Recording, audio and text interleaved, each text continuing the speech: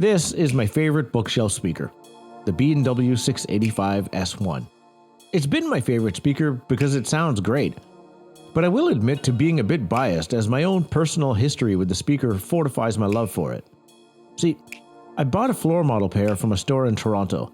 I sold 2 pairs of Mission speakers to purchase them. At the time of purchase, the 685s had been well received by reviewers in audio publications. Yes, I too am swayed by positive words from others. They were said to be revealing and seemingly sounded like more expensive speakers. I hate that phrase because they don't. They're not the most resolute, they don't dig the deepest, and yet I still love them. I've heard a bunch of different speakers throughout the course of doing this review thing, and while 95% of the speakers that I've heard have been great, I just don't get the same feeling as when I put on the 685s. And it's not because they're better, I think it's just because I'm used to the sound. It's comfortable. It's expected. It's home.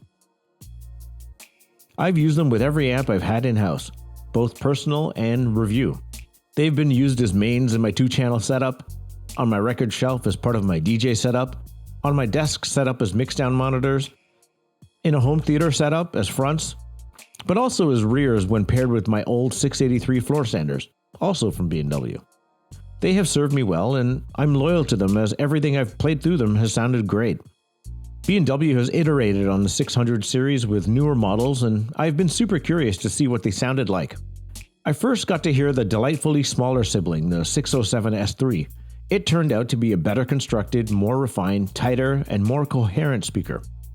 And now, at long last, I have the 606 S3 in for review. Going off the 607 review, I had pretty high expectations as the 606 shares the same tweeter, a similar cabinet construction, but with a larger cabinet and a larger mid-bass driver. I was also a bit concerned, as this is kind of the update to my favorite speaker, and my speaker is over a decade old and it's been used and somewhat abused. This is a newer and more improved speaker. But I also realized that this is more revolution than evolution. Yes, the 600 series has evolved over the years, but this generation is now 4 generations removed from the 685. And in contrast, it feels like a different speaker altogether. Cosmetically, the cabinet is nicer and has a more elegant finish. The mid-bass driver is now a silver continuum cone instead of a yellow woven Kevlar one. The tweeter is now protected by a new grille. The tweeter housing plate is no longer asymmetrical in design. The bass reflex port has been moved to the back of the speaker. The binding posts have a new look and layout. And the grills are squared off and magnetic. That's a lot of change. And it's for the better too. This is a 2-way vented box system. You get a 1-inch titanium dome tweeter and one 6.5-inch continuum cone for the bass and mid-range. Frequency response is 52 Hz to 28 kHz. Sensitivity is 88 dB with an impedance of 8 ohms. Recommended power amplifier is 30 watts to 100 watts into 8 ohms. And they retail for $1,100 US a pair. I use this speaker back to back with my old 685s and A-beat it with the 607 speaker. I paired it with the Cambridge CXA81, the CXN streamer, and the Alva TT turntable atop my DJ shelf. And then with the Marantz Cinema 70, paired with an Apple TV 4K and a home theater setup, with the 606s on their matching stands. The 607s proved to be really sweet, detailed, and focused up top, and that character is retained in the 606s. The big difference, though, is that the overall soundstage is bigger, and that's largely due to a larger cabinet and a larger bass driver. The larger cabinet also allows this speaker to go much louder too, with more output in the upper bass region of the music. The more resolute nature of the speaker is immediately noticeable when I could directly compare it to the 685s. Playing Ascension from Maxwell, an old school R&B joint, there's way more detail in the upper end percussive notes, and they're way more refined than they are on the 685s. Like you're able to pick them out way more clearly, and his vocal had way more like texture in it too. It was really cool. Bob Marley, Waiting in Vain. I normally have this song playing to wake up my kids if they've slept in the morning.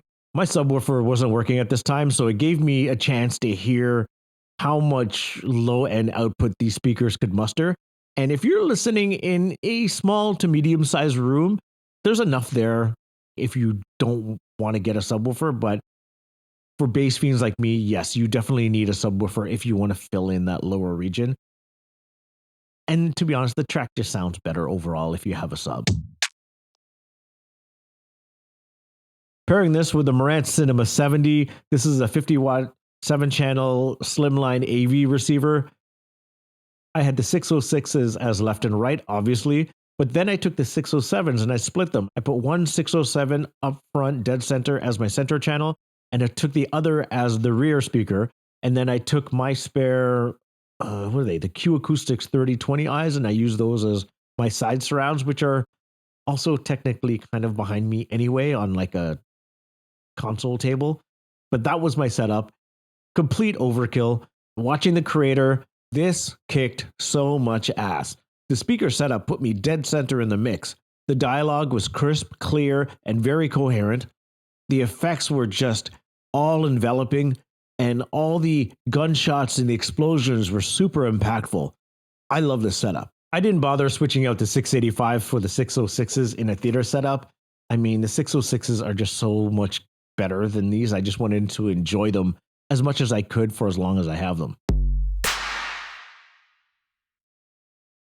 What the 606s have on the 685s is just way better transient response, the stop and starting of notes, much better detail, much better texture, especially in the mid-range and the upper frequencies. This is a boon for anyone that loves music.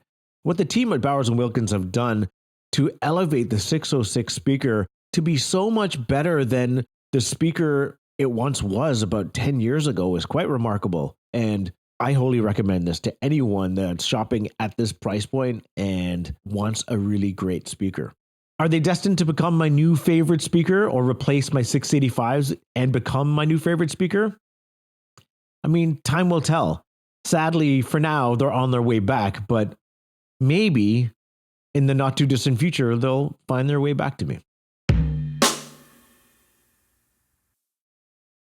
If you like this video, please consider liking and subscribing. I'd really appreciate it. Cheers.